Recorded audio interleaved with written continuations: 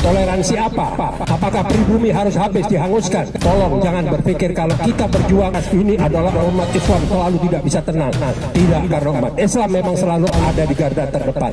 Mari non-Islam yang akan berjuang bersama-sama buktikan kita semuanya berjuang demi menyelamatkan negara dan bangsa. Di saat Tuhan bisa bertoleransi, tapi hanya karena sertifikasi kita didiskriminasi dan diintimidasi. Kalau pernyataan saya salah, tanggung jawab saya pribadi. Gak ada urusan sama Aldo, gak ada urusan sama teman-teman ini. Saya tanggung jawab. Kita dengar sambutan dari saudara kami Pendeta Doni David Manalu. Gerakan ini kami buat bukanlah masalah agama, tapi ini adalah masalah kemanusiaan.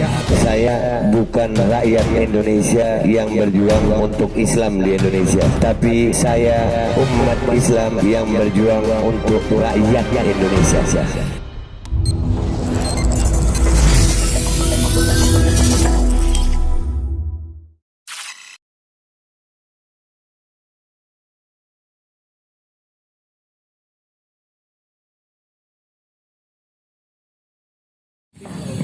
Luar biasa Pak Ihsanuddin Nursi, Prof. Ihsanuddin untuk sampai ke sini, beliau perjuangannya luar biasa. Kita yang muda-muda ini malu.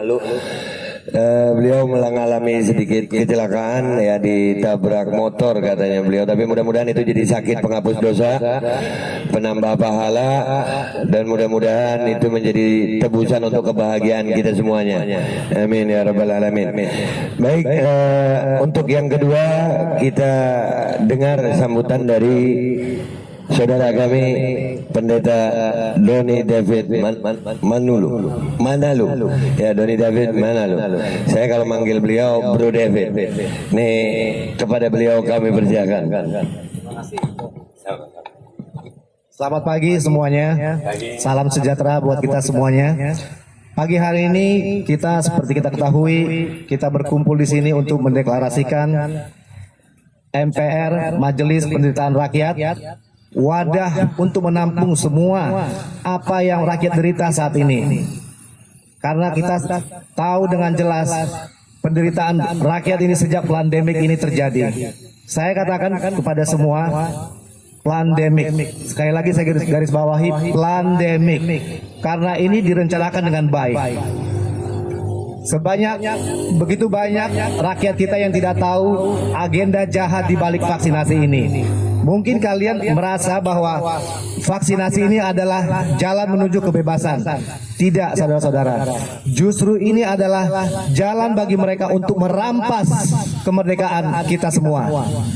Gerakan ini kami buat bukan untuk tujuan suatu agama tertentu. Ini bukanlah masalah agama, tapi ini adalah masalah kemanusiaan. Kami tidak peduli hasil victory dari gerakan ini, tapi kami peduli akan humanity, kemanusiaan, nilai-nilai kemanusiaan yang sudah dirampas dari bangsa ini. Kita merasakan bersama dalam kehidupan kita sehari-hari bagaimana gerak kita makin dipersempit. Orang beribadah harus ada kartu vaksin. Orang melamar pekerjaan harus ada kartu vaksin. Semua akses yang berhubungan dengan masyarakat, institusi apapun, semua harus dengan kartu vaksin. Coba Bapak Ibu pikirkan dengan akal sehat. Apakah ini tidak merampas kemerdekaan kita bersama? Bapak-bapak dan ibu-ibu yang duduk di singgasana pemerintahan sana, Bapak dan Ibu bisa seenaknya ngomong ngangong kepada masyarakat. Tapi apakah Bapak Ibu pernah merasakan penderitaan rakyat yang sesungguhnya? Bapak Ibu bisa seenaknya karena setiap bulan Bapak Ibu masih mendapatkan gaji dari pemerintah. Bapak Ibu ongkang-ongkang kaki pun di rumah tidak akan merasakan kelaparan dan kehausan yang dirasakan oleh mayoritas rakyat Indonesia saat ini. Wadah ini kami buat untuk menampung semua apa yang rakyat derita saat ini. Karenanya kami menghimbau dan mengajak saudara-saudara semua untuk mulai bangkit dari mimpi selama ini yang telah terbuai oleh propaganda-propaganda yang mereka lakukan terhadap kita. Kita umat yang berbeda tapi bersatu. Selama ini kita sudah begitu lama diindoktrinasi untuk memusuhi saudara-saudara kita sebangsa dan setanah air. Umat Muslim sujon terhadap umat Kristen. Demikian juga umat Kristen sujon terhadap saudara-saudara kami umat Muslim. Ini bukanlah rencana Tuhan buat bangsa ini. Ini semua by design oleh mereka untuk memecah bangsa ini supaya kita tidak berdaya. Saatnya kita bangkit untuk merebut kembali cita-cita kemerdekaan dan kebebasan yang Tuhan berikan atas kita sebagai bangsa yang berbudaya dan bermartabat. Terima kasih. Terima kasih Bro David. Nice speech. Sambil menunggu nih, saya juga mau mengingatkan perjuangan ini.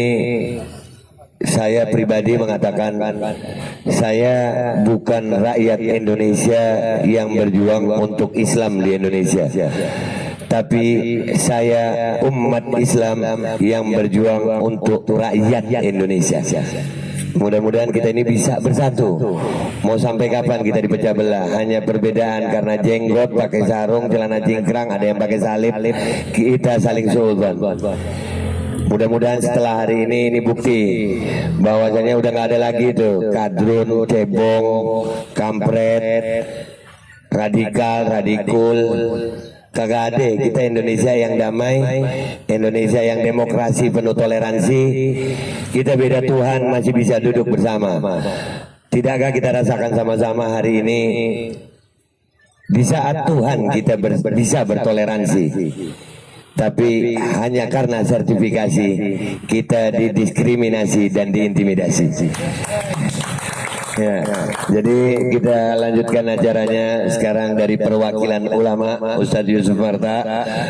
Beliau antum dulu, nggak berani kita ngelewatin. Kepada beliau kami persilahkan Ustadz.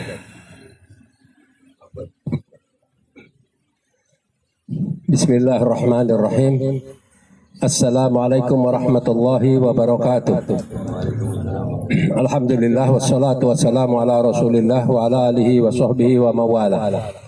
Alhamdulillah, kita panjatkan puji dan syukur kehadirat Allah subhanahu wa ta'ala pada hari ini yang tanpa disangka-sangka kita dapat berkumpul dalam keadaan sehat walafiat dengan beberapa tokoh-tokoh nasional yang konsisten dan istiqomah dalam perjuangan, dan termasuk para awak media, rekan-rekan media yang selalu senantiasa mau meluangkan waktunya untuk meliput acara demi acara.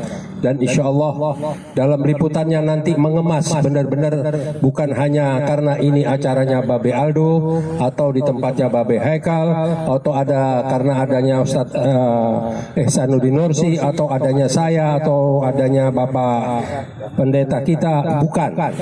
Berpikirlah secara jernih bahwa negara kalian lagi terancam. Kenapa saya menyatakan begitu?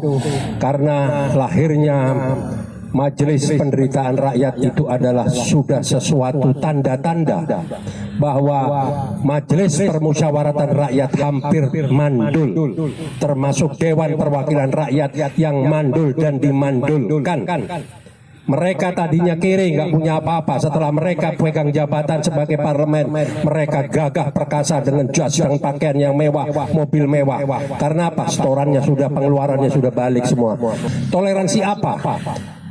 Tanah, bumi, hasil alam habis masih mau bicara toleransi. Toleransi apa yang dituntut lagi sekarang?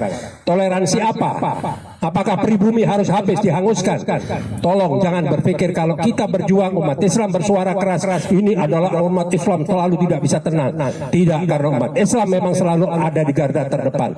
Mari non-Islam yang akan berjuang bersama-sama, buktikan akan bersama dengan kita semuanya berjuang demi menyelamatkan negara dan bangsa. Ini bukan main-main, ya. PPKM diadakan, berkepanjangan, diperpanjang, tapi tenaga kerja asing dibiarkan masuk. Kenapa sih kok cuman LBP aja nggak ada yang berani? Apa sih kelebihannya LBP? LBP nggak ada apa-apanya, kosong di mata saya kok. Maaf ini ya, bukan saya arogan atau saya mau ini, tidak. Saya tidak peduli lagi kok. Apa sekarang? Seorang menteri bisa menguasai seluruh tugas dan jabatan. Berarti kabinet yang lain mandul. Memang sengaja dipasang orang-orang mandul semuanya. Contoh seperti Menteri Kesehatan Dr. Terawan. Kenapa begitu berbeda pendapat langsung disingkirkan? Dan kenapa penggantinya tidak lebih hebat dari Dr. Terawan? Karena Dr. Terawan adalah orang yang punya pengalaman dan pernah mengeluarkan satu metode stem cell yang pasiennya orang-orang kaya, orang-orang besar, orang-orang pejabat tinggi dengan biaya tinggi. Berarti dia tidak mau resiko, tapi yang lainnya mengandung resiko. Ini semua hanya siasat, di mana ada perampokan yang sebelum dilakukan sudah dibuat payung hukumnya. Ini negara mau dibawa kemana? Kadron, saya kadron terbesar di Indonesia. Ya, orang tua saya berjasa memberikan gedung proklamasi 56 untuk fakta proklamasi, bukan rampok. Jadi kita jangan mau terpengaruh. Kadron tidak pernah merampok, kadron tidak pernah merampok duit negara, tidak pernah korupsi, tidak pernah mengkhianat, tidak pernah menjual anak bangsa. Siapa yang menjual anak bangsa? Silahkan datang ke Glodok, silahkan datang ke Mangga Besar, silahkan datang ke kota. Semua siapa yang dijadikan pelacur, siapa yang dijadikan tukang masak, siapa yang dijual, siapa semua, siapa yang menjual, clear semuanya. Kenapa kok sekarang harus ada di stigmatisasi oleh si buzzer binatang bayaran ini? Ini tidak boleh kita biarkan.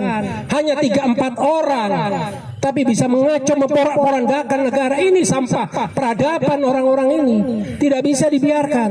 Jadi saya selalu mendukung.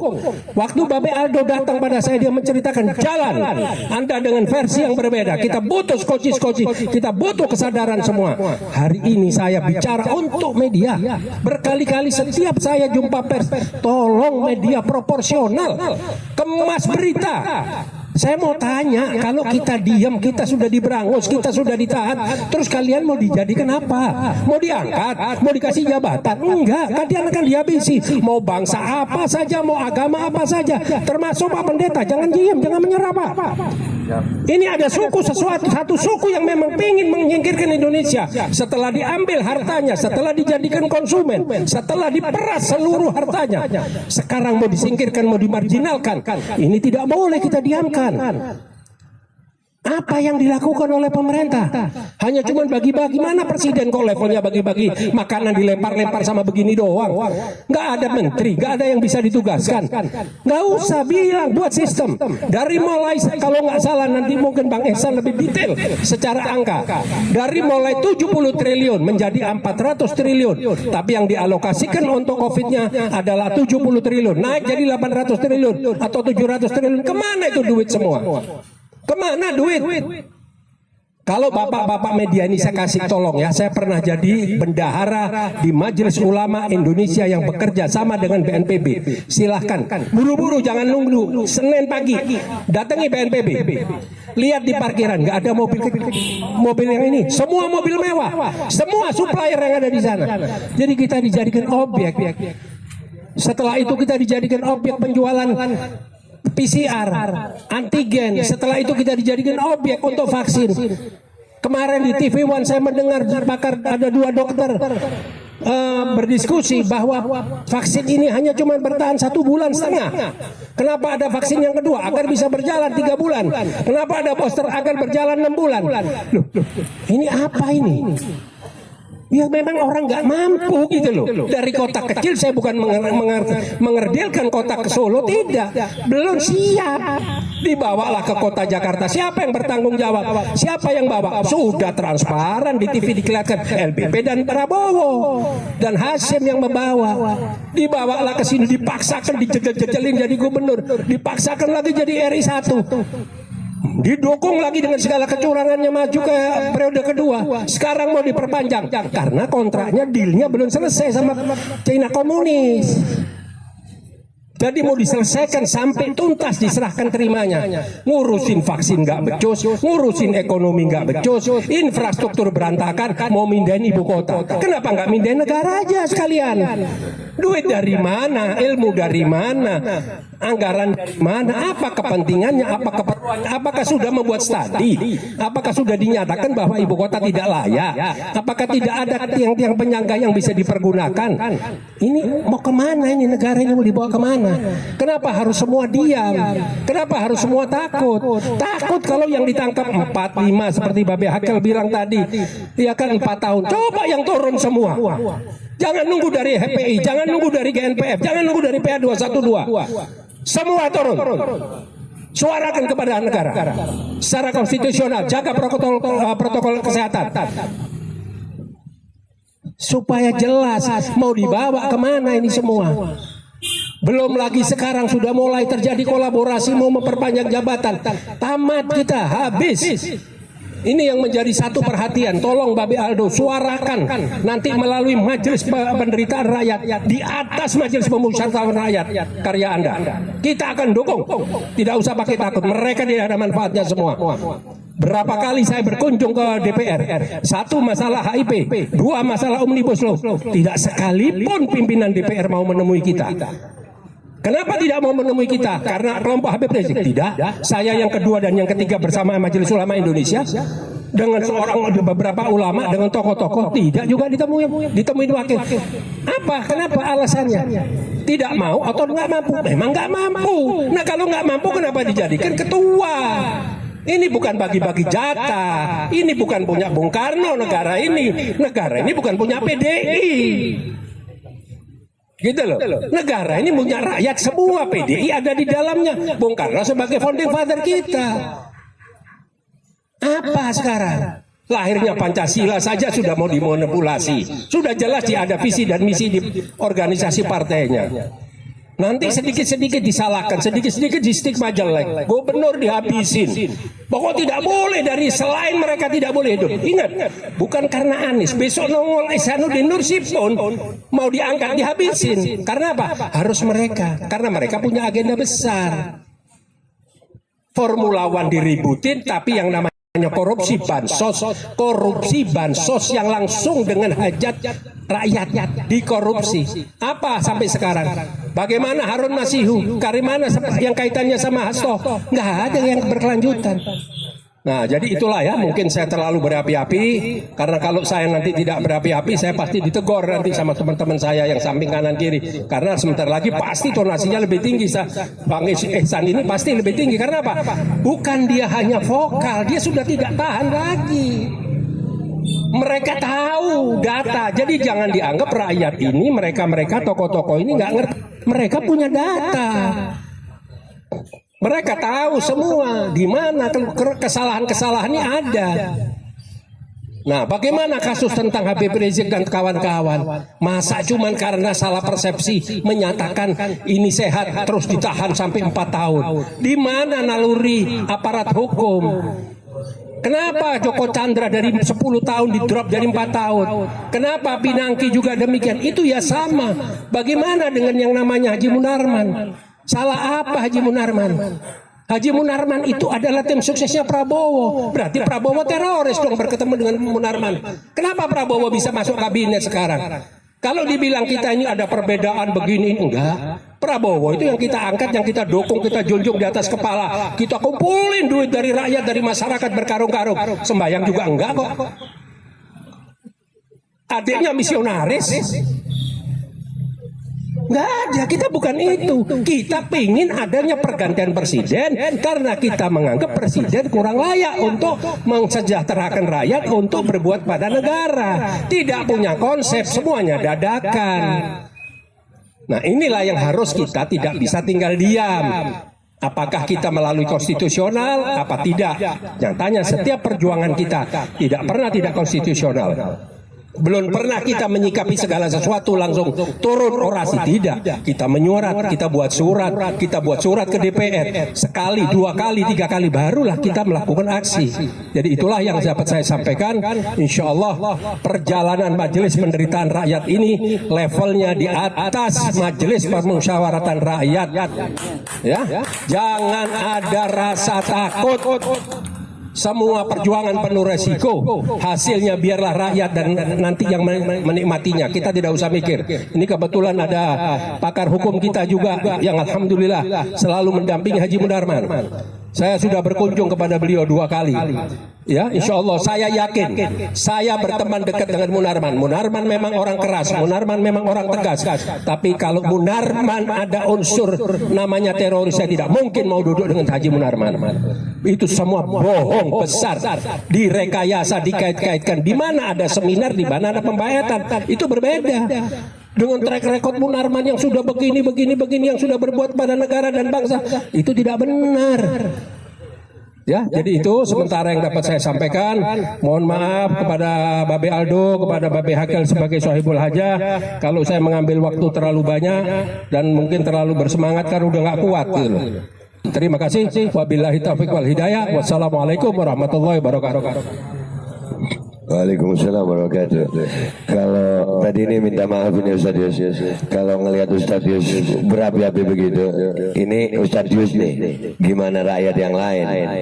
Jadi mungkin Ustaz Yus perwakilan rakyat dari Ustadz, dari ulama yang mengalami ketidakadilan, dan ini alhamdulillah Ustaz Yus bisa bersuara. Berapa banyak anak bangsa Indonesia yang tidak bisa bersuara, yang hanya bisa menangis.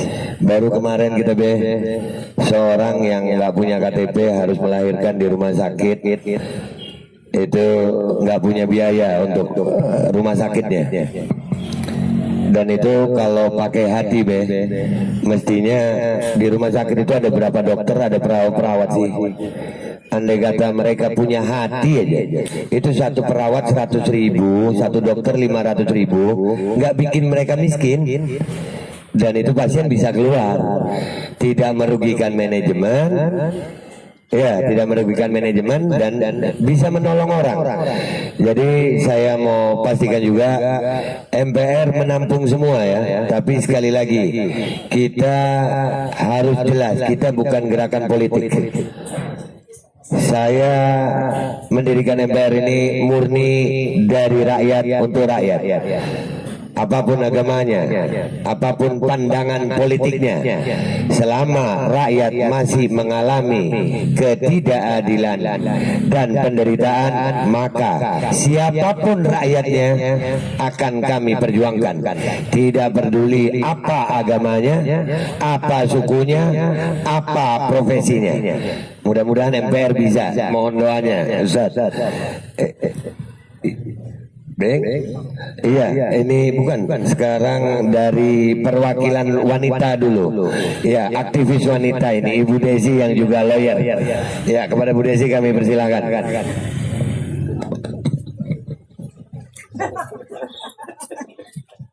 Assalamualaikum warahmatullahi wabarakatuh. Saya mewakili seluruh wanita Indonesia yang merasakan efek dari corona.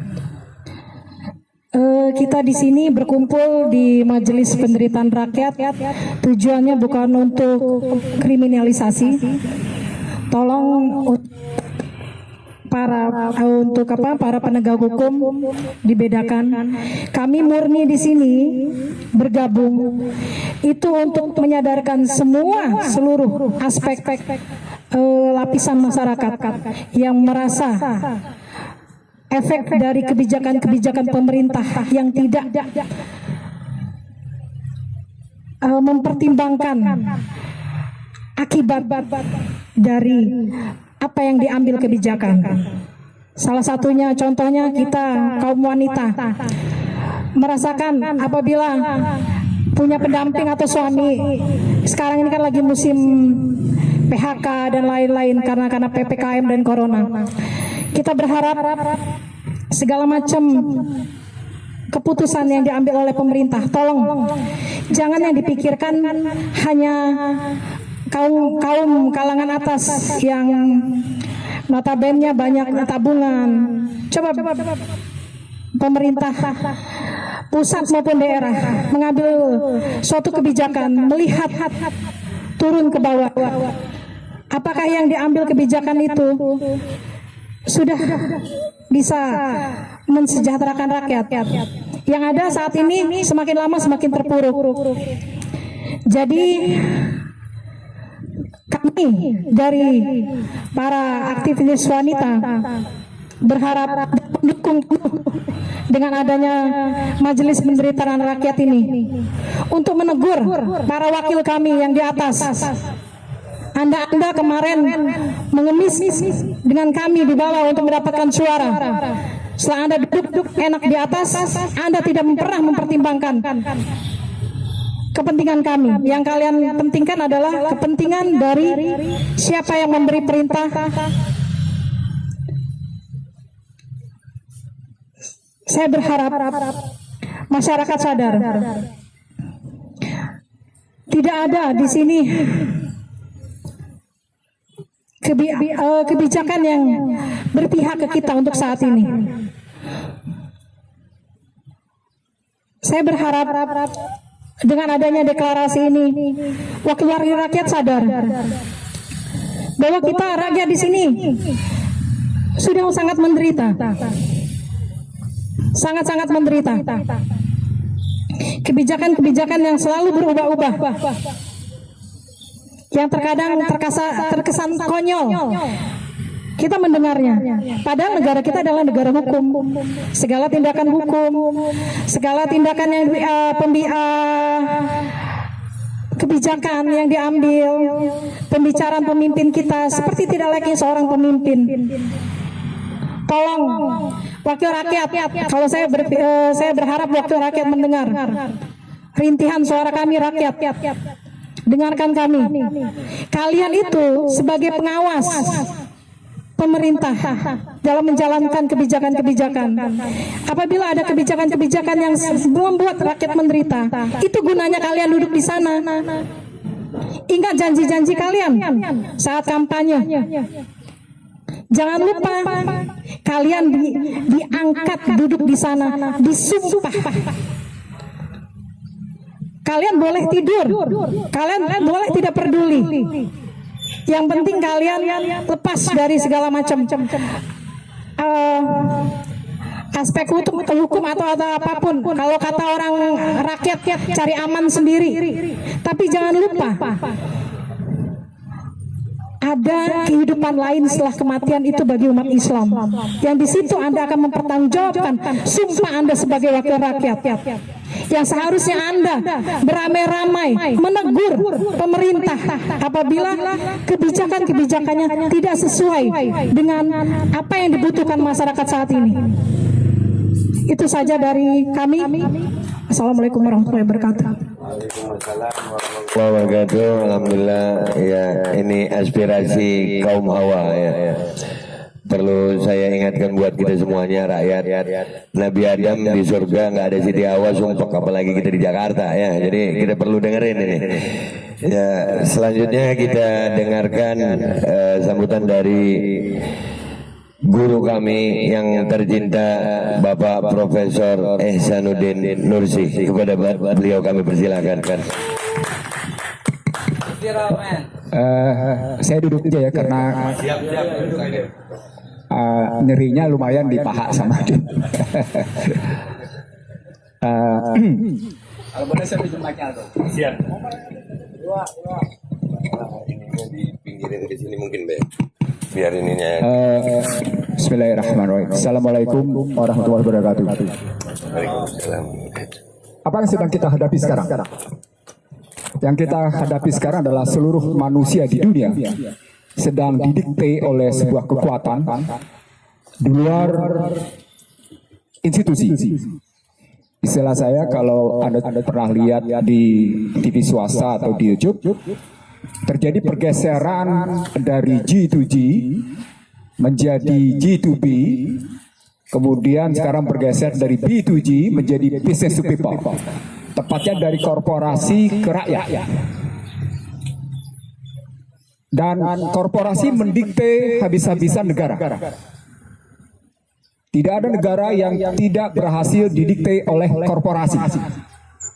Dalam lingkup IT misalnya, kalau kita lihat 7 perusahaan di dunia mendikte seluruh masyarakat dunia. 7 perusahaan dunia itu Alphabet, Facebook, Netflix, dan seterusnya. Kalau Anda lihat bahkan terakhir bagaimana Donald Trump menggugat Facebook, menggugat Twitter, satu lagi saya lupa apa posisi. Tapi saya cuma ingin ngambil contoh sama Anda bahwa bukan saja negara yang didikte, tapi masyarakat juga didikte. Anda semua tidak bisa tidak hari ini sudah sampai pada posisi ketergantungan menggunakan HP. Walaupun kita cuma sebagai operator atau user, tapi minimal kita sudah masuk ke dalam posisi dipaksa untuk menggunakan HP. Pada saat yang sama, ada pendiktean kedua, ada pemaksaan yang kedua. Bagaimana korporasi mendikte Anda lewat sebuah konsumsi apa yang saya sebut sebagai perang biologi. Kalau pakai istilah buku saya, Bangsa Terbelah, saya menggunakan 3 istilah. Proxy war, asymmetric war, neocortex war. Neocortex war Anda hadapi dengan posisi HP, Anda tidak sadar, pikiran-pikiran kita pakai post-truth misalnya, hal yang benar menjadi salah, hal yang salah menjadi benar posisinya. Kalau proxy war dia tidak perlu hadir, tapi dibangun kecemasan. Anda menjadi parno, Anda menjadi anxiety, Anda menjadi nggak karu-karuan, tidak percaya. Bahasa sederhananya baik proxy, asimetrik maupun neocortex sebenarnya strategi pelaksanaan apa yang saya sebut sebagai VUCA, volatile, uncertain, complex, ambigu posisinya. Di sini rata-rata manusia di dunia, saya ulang, manusia di dunia lupa bahwa sesungguhnya sebelum yang namanya Obama turun, saya ulang, sebelum Obama yang namanya turun, Obama menggagas Trans-Pacific Partnership. Saya ulang, untuk kawasan Asia Pasifik dia menggagas Trans-Pacific Partnership. Untuk kawasan Atlantik dia menggagas Trans Trade and Investment Partnership, TTIP namanya. Apa poin dari TPP dan TTIP? Poinnya satu. Korporasi bisa mengkooptasi kedaulatan rakyat. Saya ulang ya, saya ulang. Ini kajian ini jarang sekali muncul ke permukaan. Saya mau bawa Anda ke dalam sebuah bukti kenapa Majelis Penderitaan Rakyat itu dibutuhkan. Tapi dalam sebuah konstruksi global dan konstruksi nasional bisa kita ambil. Konstruksi globalnya adalah, kalau kita lihat posisinya tadi, korporasi-korporasi besar tadi mendikte sebuah negara dengan model TPP dan TTIP tadi untuk mengikuti apa yang dia kehendaki. Kalau ambil tadi disebut oleh pendeta sebagai pandemi, Anda pernah melihat YouTube saya, Anda bisa lihat misalnya pada tahun 96 apa yang dirancang oleh Bilderberger di Georgia, Atlanta. Sudah saya sebut, Anda tinggal buka di YouTube saya posisinya. Di sana sudah disebut, andai kata negara yang melawan perencanaan ini, maka pemimpinnya disingkirkan. Tetapi andai kata warga negaranya yang melawan, gunakan polisi. Itu konstruksinya. Begitu. Saya ulang ya. Ini bukan sembarangan. Ini rancangan. Bahkan istilah saya, kalau saya mau mundur ke belakang, sekilas saya ajak Anda berpikir sebentar. Ini rancangan kurang lebih sekitar 60 tahun, 70 tahun lalu. Ketika namanya Bretton Woods dihajar habis, Nixon shock kena, lalu kemudian mereka mengubah. Sekarang per hari ini, saya sebut dalam sebuah kajian saya, per hari ini mereka sedang menggunakan lagi apa yang disebut dengan Bretton Woods 2.0. Kenapa Bretton Woods 2.0? Karena mereka ingin menggunakan digital currency berbasis emas. Dulu Bretton Woods pertama itu basisnya emas. Tapi setelah Bretton Woods yang gagal, mereka menggunakan dolar. Karena mau menggunakan digital currency, suka tidak suka, underlying asetnya harus ada. Underlying asetnya adalah emas.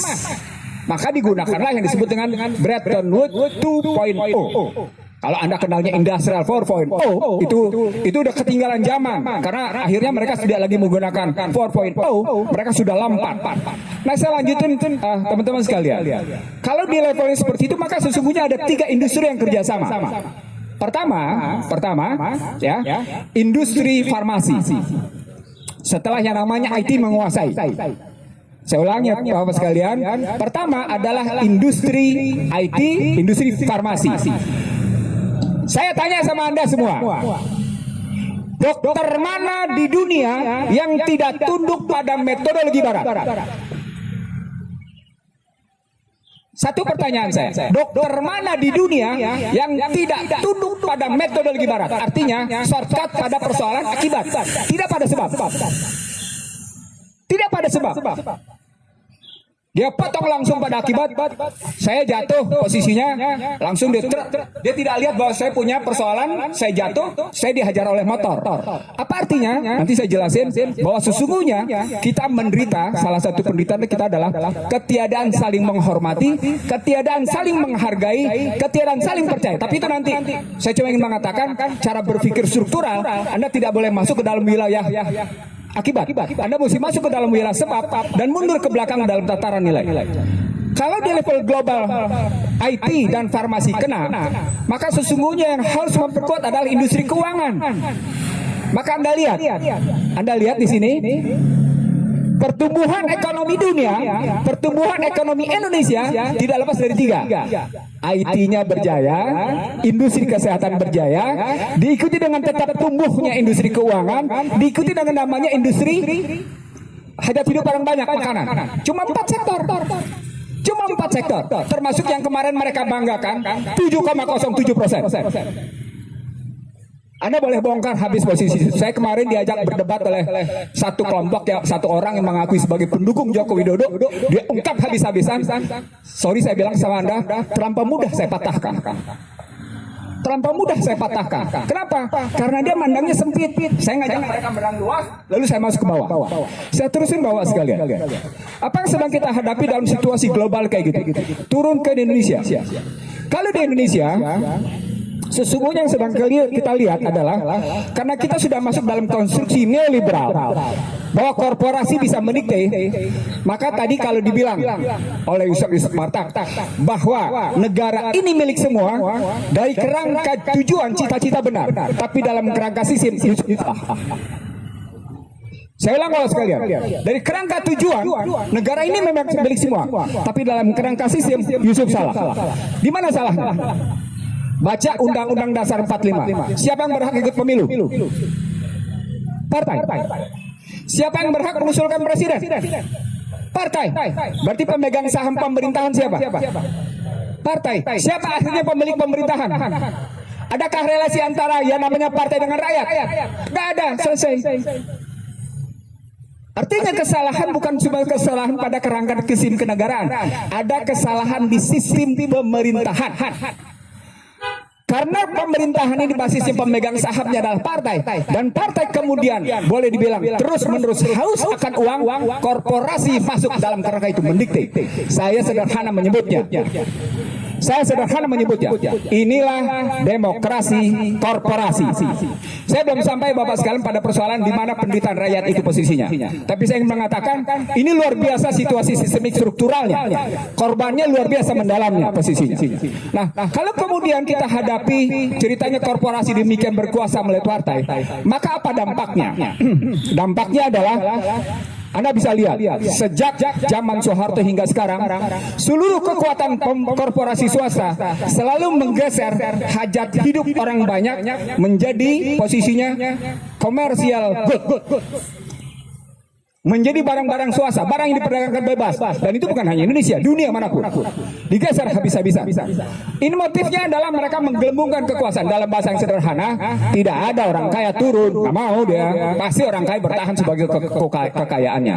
Nah, dampak dari sistem korporasi berkuasa lewat partai politik adalah rakyat kecil, kalau pakai bahasa Undang-Undang 45, rakyat kecil yang ditindasinya. Saya ulang ya, ini bukan kata-kata Ihsan Nursi.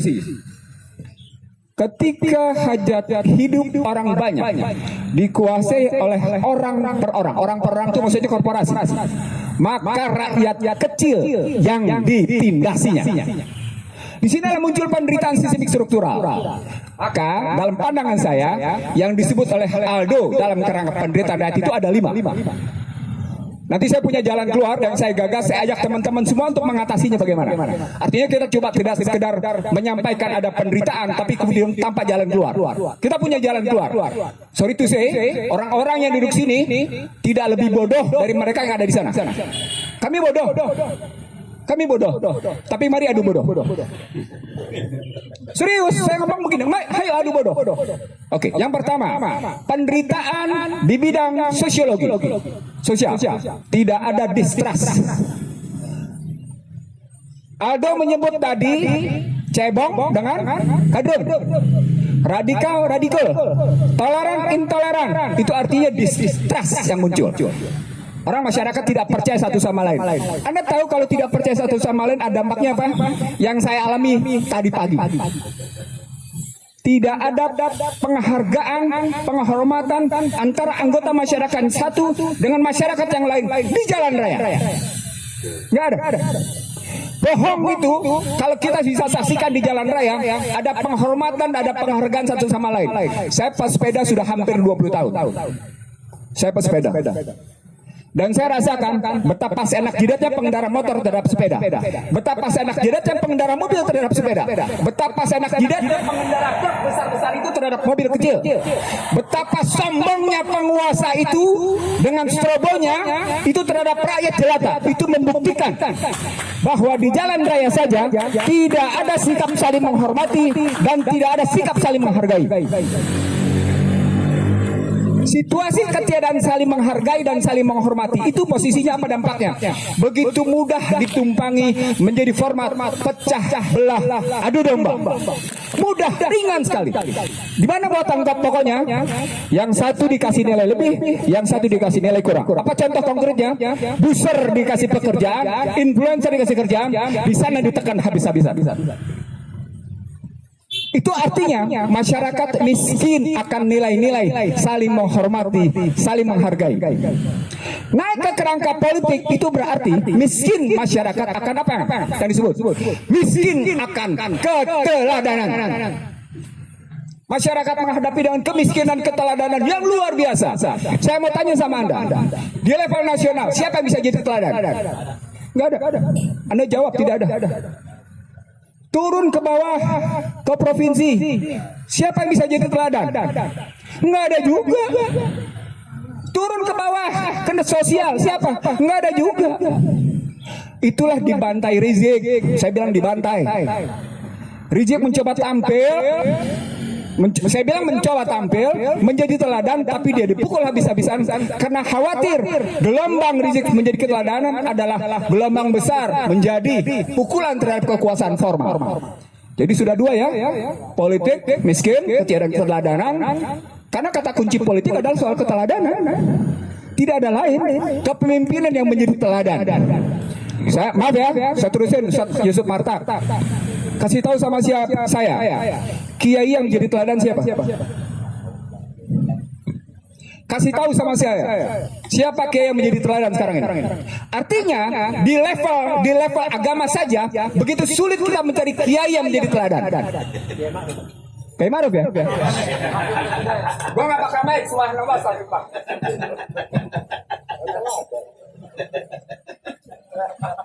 Lah kalau ala kota ya, jadi politik kayak gitu, sosial kayak gitu. Saya masuk ke ekonomi. Kemiskinan di mana? Saudara sekalian, luar biasa ketika masyarakat Indonesia menuntut hak-hak konstitusionalnya. Apa hak konstitusionalnya? Tiap-tiap warga negara berhak atas pekerjaan dan penghidupan yang layak bagi kemanusiaan. Saat yang sama, dia tidak diberikan pekerjaan, orang asing dikasih pekerjaan. Miskin apa itu? Pertama adalah miskin ekonomi. Tapi ketika naik ke politik, dia miskin keberpihakan. Masyarakat umum di Indonesia tidak punya atau langka akan keberpihakan dari para pejabatnya. Anda dipaksa untuk kemudian memenuhi kebutuhan hajat hidup orang banyak sendiri di rumah tanpa boleh bekerja. Saat yang sama dia mendatangkan yang namanya tenaga kerja asing. Saat yang sama sumber daya Anda diambil habis-habisan. Ekonomi lebih lanjut, Anda miskin secara ekonomi bukan cuma sekedar pada ukuran $1.09 per hari. Anda miskin sesungguhnya pada struktural. Anda tidak punya sumber daya, Anda tidak menguasai produksi, Anda tidak menguasai distribusi, konsumsi Anda tangannya di bawah. Sudah 3 ya, sosial, politik. Ketika masuk di hukum, kasus kawan ini menjadi bukti. Apa poinnya? Miskin akan keteladanan, miskin akan keadilan. Kalau saya menarik dalam perspektif sosiologi hukum, itu berarti miskin akan kepastian. Saya menyebutnya sebagai social uncertainty. Sumbernya adalah social disorder, social distrust, social disobedience. Dia naik menjadi social uncertainty, maka tidak heran kalau tadi Yusuf Partak menyebutkan membandingkan antara putusan Habib Rizik dengan Pinangki, dengan yang namanya Joko Chandra, bahkan perbandingan antara keputusan Eni Maulana Saragih dengan Samintan. Anda tahu Eni Maulana Saragih terima duit dari siapa? Samintan. Anda tahu Samintannya menjadi apa putusannya? Itu fakta. Itu di depan mata kita posisinya. Dan pada saat yang sama, nenek-nenek yang sekedar mengambil singkong dan yang nama sekedar mengambil pisang terkena hukuman luar biasa. Itu artinya akupunsi uncertainty-nya tinggi luar biasa. Saya masuk ke wilayah budaya. Masuk wilayah budaya, kemiskinan ini muncul pada posisi betapa yang namanya orang menghargai kekuasaan dan kekayaan. Itu artinya miskin orang itu. Miskin. Di mana miskinnya? Salah satu riset saya terbuka sama Anda. Salah satu riset saya adalah dari korban pandemi adalah, maaf ya, yang perempuan, maaf. Makin banyak perempuan yang tidak tahu harga diri ada di mana. Bahasa sederhananya, makin banyak perempuan yang miskin harga diri. Ketika perempuan miskin harga diri, rusak budaya. Bapak Ibu sekalian, ini bukan mulut yang bicara. Ini riset. Riset ini riset di semua kota besar di Indonesia. 8 kota besar saya riset. Saya temukan betapa miskinnya harga diri pada perempuan. Hanya karena persoalan, gue mesti makan apa bang hari ini? Gue mesti makan apa? Suami gue di PHK. Dia nggak bisa kerja. Sambil menangis mereka. Sambil menangis. Ada pekerjaan mereka yang lebih lanjut lagi dalam posisi bukan sekedar menjual tubuhnya, bukan sekedar itu. Subhanallah, astagfirullah, menjual tubuhnya. Tapi pada saat yang sama juga mereka berani menipu. Itu luar biasa miskin harga dirinya. Jadi kemiskinan politik, hukum, sosial, dan budaya. Terakhir Bapak sekalian, kemiskinan hankam. Kemiskinan pertahanan keamanan. Bapak sekalian, kalau saya masuk di sini panjang karena saya akan berhadapan dengan berbagai contoh. Dari contoh seperti ini maka usulan saya konkret. Saya ngajak teman-temannya di depan dan ada semua. Per orang berani ngumpulin duit per minggu nggak banyak, Rp1.000. Rp1.000 untuk mengatasi mereka yang sudah langka harga dirinya, udah nggak punya, udah miskin. Tujuannya adalah wakaf produktif. Jadi Aldo, Haikal, Yusuf, Bapak sekalian, Ibu, saya ngajak Anda, nggak usah banyak-banyak, Rp1.000. Ajak masyarakat Indonesia yang masih punya duit, ya, kumpulin Rp1.000. Jangan masukin ke bank. Lo kena lo kasus lo kalau masukin ke bank. Kumpulin dan buktikan secara online bahwa uang yang Anda kumpulkan bisa Anda pertanggungjawabkan dan disalurkan kepada orang miskin yang memang membutuhkannya. Artinya 8 mustahik itu Anda penuhi. 8 mustahik atau 60. Tapi kita ajak masyarakat Indonesia, kita kumpulin duit yuk semua. Ada gerakan moral kita mengatasi kemiskinan moral. Saya ulang ya, ada gerakan moral kita mengatasi kemiskinan moral. Dan tidak perlu kita jawab dengan politik. Kita jawab dengan moral. Moralnya konkret, Rp1.000 per minggu atau Rp5.000, terserah berapa. Tapi catat, bukan hanya umat Islam yang berhak. Yang non-muslim pun berhak. Karena yang menderita kemiskinan bukan hanya muslim, tapi juga non-muslim posisinya. Poinnya satu, gerakan moral kita, gerakan melakukan mengatasi penderitaan rakyat adalah mengangkat moralitas masyarakat bahwa mereka adalah pemilik kedaulatan rakyat. Sadarkan mereka bahwa adalah pemilik ketuhanan rakyat, dan untuk menyadarkan itu moralnya dulu ditumbuhkan. Dan moral ditumbuhkan dengan cara kita melakukan kerjasama sosial, di mana kita yang masih mampu, entah 1.000, entah 5.000, kita sumbangkan per bulan. Saya akan memulainya hari ini 100.000. Saya akan memulai dengan 100.000. Saya undang teman-teman semua. Saya ulang, Anda jangan taruh di bank. Aldo, jangan taruh di bank. Anda boleh mengambil contoh-contoh di luar negeri. Saya lupa di sebuah negara ada anak kecil yang usianya cuma sekitar 11 tahun mengumpulkan duit dari warga sampai akhirnya dia bisa menggelundung dan memperbaiki kekurangan orang-orang lain yang kebetulan juga butuh pembiayaan rumah sakit. Dan itu luar biasa. Saya lupa di negara mana. Tapi saya pernah baca di media sosial posisinya. Jadi yang pertama adalah itu. Kumpulkan uang. Yang kedua, wakaf produktifnya konkret. Sedikit demi sedikit kita carikan lapangan kerja. Jadi jangan teman-teman sekalian, Bapak sekalian, yang dibuat oleh pemerintah adalah melempar makanan itu, memiskinkan harga diri, ketiadaan harga diri. Saya mengajak teman-teman di sini, beri mereka kekayaan harga diri dan moral dengan cara bukan sekedar dikasih uang dalam waktu sesaat. Mari kita berpikir bagaimana menyiapkan lapangan kerja dengan cara wakaf produktif. Banyak caranya. Saya bilang sama Anda, hampir rata-rata wakaf produktif di Indonesia gagal oleh satu hal. Masyarakat Islamnya berhasil dicacah-cacah sistem kepercayaan dan kerjasamanya satu sama lain. NU sama Muhammadiyah bisa duduk bareng nggak? Nggak bisa. Susah sekali. Artinya sesungguhnya betapa mudahnya umat Islam Indonesia dicacah. Nah, Aldo, lewat Anda nggak perlu ikut model pencacahan sosial tadi, dicacah-cacah, dibelah-belah, nggak usah ikut. Kita masuk, kita perbaiki wakaf produktif, kita beri lapangan kerja. Yang kedua, yang ketiga sekarang. Oh sekalian, suka tidak suka, setuju tidak setuju, YouTube adalah sebuah kerajaan. Saya ulang ya, suka tidak suka, setuju tidak setuju, YouTube adalah sebuah republik. Presidennya Mark Zuckerberg, ya, YouTube ya, posisinya. Oh sorry. Ya, Pak, itu Facebook, sorry. Maksud saya Facebook, bukan YouTube. Facebook adalah kerajaan tersendiri. Pemakainya adalah rakyatnya. Begitu juga YouTube kalau pesannya. Jadi Anda akan masuk ke dalam posisi bagaimana Anda berhadapan dengan penguasa mereka. Disukai, oke, nggak disukai disingkirkan. Apa artinya? Satu, sesungguhnya kebebasan berserikat, menyatakan pendapat, baik secara lisan maupun secara tulisan, dalam HAM adalah semu. Saya ulang, ini ahli hukum, gue juga anak hukum. Tadi dia tanya sama gue, abang lulusan tahun berapa? Gue sebutin tadi. Ini anak FUI, gue ada FUI.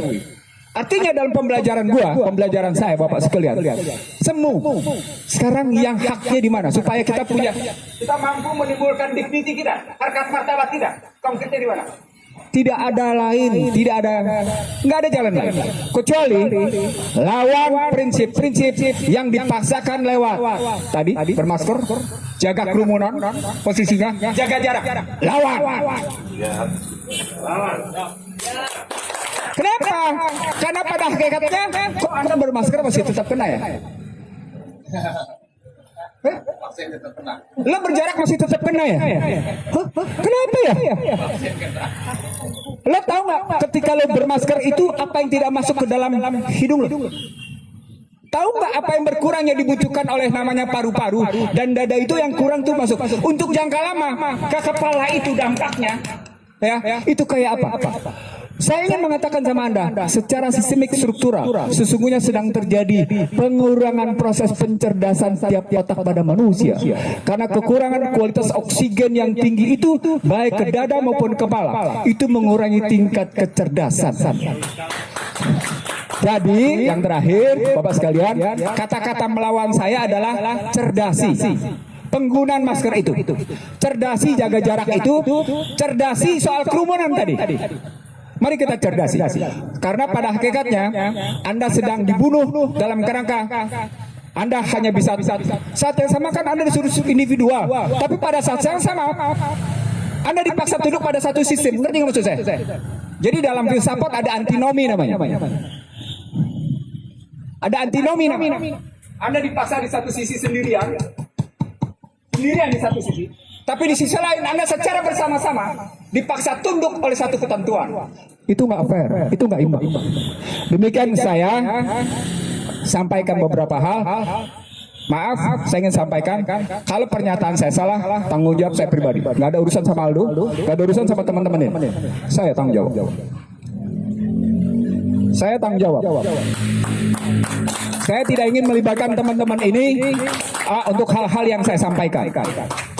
Oh, ini forumnya di Aldo, ini temannya di tempatnya Babe Haikal. Yang tanggung jawab Aldo dan Haikal Hasan. No. Sepanjang itu pernyataan Ihsanuddin Nursi, maka dia merupakan tanggung jawab Ihsanuddin Nursi. Dan karena kebetulan ini adik kelas saya, maka saya akan bersama adik kelas saya. Demikian, terima kasih. Assalamualaikum warahmatullahi wabarakatuh. Ini karena hari udah siang, kalian yang belum tahu, MPR itu kuasa hukumnya adalah Bapak Juju Purwantoro, dan kami insya Allah akan melakukan gerakan gugatan pertama di tanggal 13 September di PT UN untuk menggugat semua bentuk kebijakan sertifikasi vaksin. Jadi bagaimana rincinya, hadir ya tanggal 13, dan itu siapa aja prinsipalnya atau siapa aja yang berhak menggugat. Kami membuka pendaftaran rakyat Jakarta dan sekitarnya yang mau menyerahkan hak hukumnya yang tertindas masalah sertifikat. Siapapun yang beraktivitas di Jakarta kami tampung. Jadi prinsipalnya bukan satu orang, bukan dua orang, bisa 1.000 atau 2.000 orang. Karena yang tertindas bukan hanya 1-2 orang. Dan sekali lagi saya mengajak semuanya bergabung. Artinya bukan cuma beda agama bergabung, beda sertifikat bergabung dong. Jangan gara-gara sertifikat kita musuhan gitu. Lu pakai apa? Sinovac, gue Astra, musuh lu. Kan nggak gitu ya kita. Lu sertifikat lu apa? Sinovac, lu nggak pakai, oh nggak boleh deket lu. Kenapa kita dipisahin nama yang begitu? Sertifikat nggak boleh jadi alat penjajahan di bangsa ini. Dulu kita 350 tahun dijajah Belanda pakai senapan.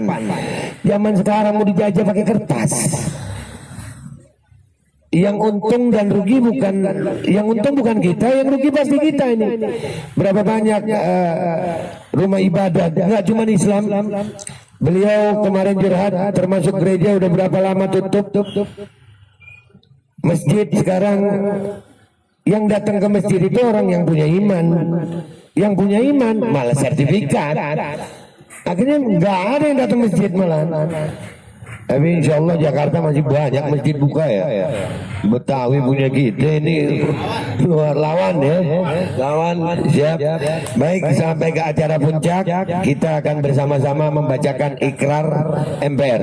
Mudah-mudahan sambil berdiri. Ini minta maaf yang tua-tua lebih tua, saya memimpin. Pak Ihsan nggak apa-apa duduk. Pak Ihsan nggak apa-apa. Bismillahirrahmanirrahim. Saya baca pertama, nanti bisa diulangi. Ikrar MPR. Kami anggota dan pengurus Majelis Penderitaan Rakyat. Satu.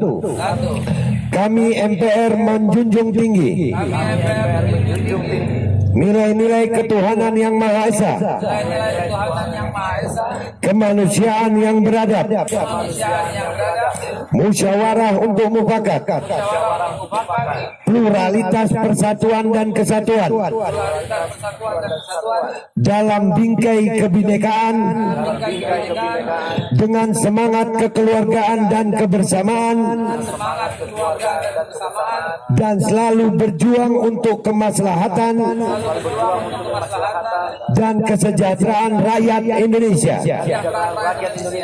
2. Kami MPR menolak dengan keras segala bentuk penindasan, pemaksaan kehendak, perpecahan antar golongan, anti demokrasi, kekerasan dan perseteruan suku, agama dan ras, dalam bentuk dan alasan apapun juga.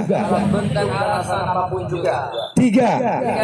Kami MPR mengajak kepada seluruh rakyat Indonesia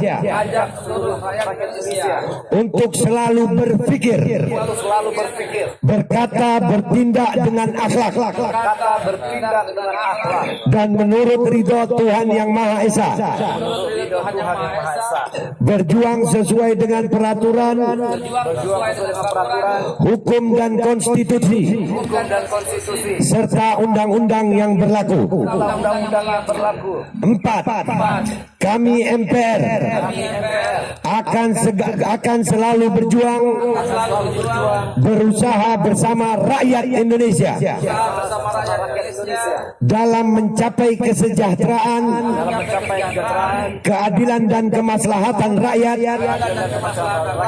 sesuai dengan cita-cita Pancasila dan Undang-Undang Dasar 1945. 5. Kami MPR berjanji dan berikrar bersama untuk majunya Indonesia menjadi negara yang adil dan makmur, mandiri, sesuai dengan cita-cita para pendiri bangsa. Merdeka! Terima kasih. Acara ini kita tutup dengan doa dari Bapak Hekal. Kepada beliau kami persilakan. Bismillahirrahmanirrahim. Mari kita yang beragama Islam mohon membaca dengan suratul Fatihah. Yang beragama Kristen, Protestan, Katolik mohon menyesuaikan, dan yang lain tolong menyesuaikan dengan agama masing-masing. Ala haziniyah wa likulli niyatin salihah wa ila hadratin Nabi Muhammadin sallallahu alaihi wasallam. Al-Fatihah.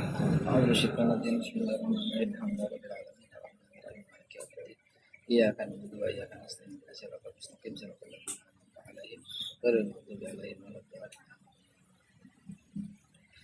Allahumma malikal mulki tu'til mulka man tasha' wa tanzi'ul mulka mimman tasha' wa tu'izzu man tasha' wa tudhillu man tasha' biyadikal khair innaka 'ala kulli syai'in qadir tulijul laila fin nahar wa tulijul nahara fil lail wa tukhrijul hayya minal mayyit wa tukhrijul mayyita minal hayy tarzuqu man tasha' bighairi hisab.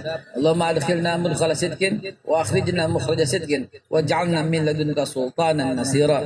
Rabbana atina fid dunya hasanah wa fil akhirati hasanah wa qina adzabannar. Ya Allah, bila petunjuk dan hidayah kepada seluruh rakyat Indonesia, kepada para wakil rakyat Indonesia, kepada seluruh menteri, seluruh panglima, seluruh TNI, seluruh Polri, seluruh jabatan menteri, seluruh pengusaha, sampai presiden dan wakil presiden. Turunkanlah ya Allah rahmat kepada kami semua. Berilah rasa adil di antara kami semua. Berilah kemampuan untuk menegakkan keadilan. Berilah kemampuan untuk menegakkan kebenaran. Berilah kemampuan untuk menenggelamkan kezaliman. Rabbana atina fid dunya hasanah wa fil akhirati hasanah wa qina adzabannar. Subhana rabbika rabbil izzati amma yasifun. Wassalamun alal mursalin. Alhamdulillahi rabbil alamin. Assalamualaikum warahmatullahi wabarakatuh. Dengan dibacanya doa, alhamdulillah acara hari ini untuk deklarasi Majelis Penderitaan Rakyat 5 September 2021 merajut semua beda demi persatuan bangsa melawan segala derita ditutup. Mudah-mudahan perjuangan kami untuk rakyat Indonesia akan terus ada di Indonesia. Terima kasih. Wassalamualaikum warahmatullahi wabarakatuh.